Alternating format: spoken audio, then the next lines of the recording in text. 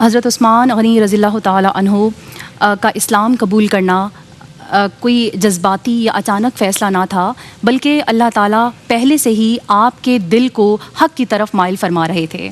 آپ رضی اللہ تعالیٰ عنہ بہت نفیس طبیعت، نرم مزاج اور پاکیزہ کردار کے مالک تھے۔ آپ شروع سے ہی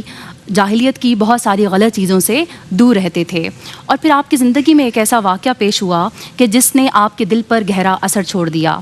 آپ رضی اللہ تعالیٰ عنہ اپنے دوست حضرت ابو بکر صدیق رضی اللہ تعالیٰ عنہ کے پاس گئے تو آپ کے دوست حضرت ابو بکر صدیق رضی اللہ تعالیٰ عنہ نے اسلام کی دعوت دی اور فرمایا کہ آپ ایک سچے، سمجھدار اور باعزت شخصیت ہیں، تو آپ کیسے پتھروں سے بنے ہوئے بتوں کو خدا مان سکتے ہیں؟ یہ بات ان کے دل پر گہرا اثر چھوڑتی چلی گئیں، اور پھر ان کے دوست حضرت ابو بکر صدیق رضی اللہ تعالیٰ عنہ آپ کو نبی کریم صلی اللہ علیہ وآلہ وسلم کے پاس لے گئے۔ تو نبی کریم صلی اللہ علیہ وآلہ وسلم نے آپ سے بہت محبت سے گفتگو فرمائی، اور آپ نے فرمایا کہ اے عثمان، اللہ پاک نے مجھے تم سب کو ہدایت دینے کے لیے بھیجا، نبی بنا کر بھیجا ہے۔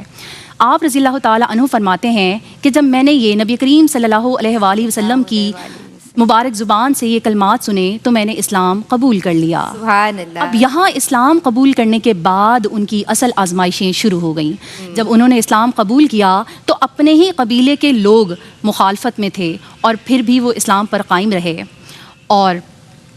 کفار قریش کے لوگ جو طاقتور تھے انہوں نے مخالفت کی، لیکن آپ ثابت قدم رہے۔ یہی نہیں، سب سے بڑی آزمائش یہ تھی کہ آپ کی اپنی ہی فیملی آپ کے اگینسٹ تھی، بالخصوص آپ کے چچا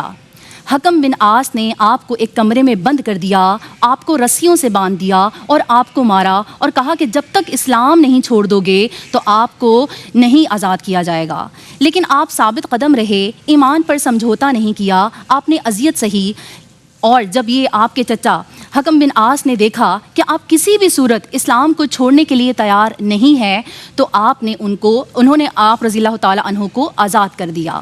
تو آپ رضی اللہ تعالیٰ عنہ کی زندگی سے اور اس واقعے سے ہمیں یہ سبق ملتا ہے کہ کس طرح سے ہمیں ثابت قدم رہنا ہے، کس طرح سے کنسسٹنسی کے ساتھ اگر ہم کوئی حق پر فیصلہ کر لیں تو ہمیں کس طرح اس پر ثابت قدم رہنا ہے، اور ایمان کا سچا ایمان صرف زبان سے نہیں بلکہ صبر، قربانی اور ثابت قدمی کا نام بھی ہے۔